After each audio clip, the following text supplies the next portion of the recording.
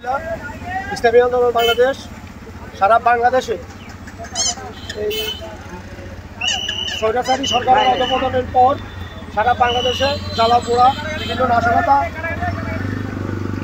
প্রতিহত করার জন্য ইসলামী আন্দোলন বাংলাদেশ সারা বাংলাদেশে সংখ্যালঘুদের উপর নির্যাতন নিপীড়ন যাতে না হয় সেই জন্য সারা বাংলাদেশে আমাদের শাহেকের নির্দেশে আমরা মাঠে ময়দানে আমাদের স্বেচ্ছাসেবক বাহিনীরা আছে এবং বিভিন্ন জায়গায় তারপরে দিজাই ট্রাইবিংয়ের দায়িত্ব পালন করতেছে। তারপরে দিজাই বিভিন্ন মন্দির বিভিন্ন উপাসনালয় এগুলা অক্ষত রাখার জন্য অতন্ত্র প্রহরী হিসাবে আমরা কাজ করতেছি। আমরা ইনশাআল্লাহ মাঠে আছি।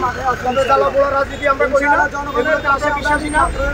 ছাত্র রাজনীতি আমাদের ইসলামী আন্দোলন বাংলাদেশ চায় যে এই দেশে ইসলামিক হুকুমত কায়েম করা, যাতে করে হিন্দু বৌদ্ধ খ্রিস্টান সবার স্বার্থ অক্ষুণ্ণ থাকে।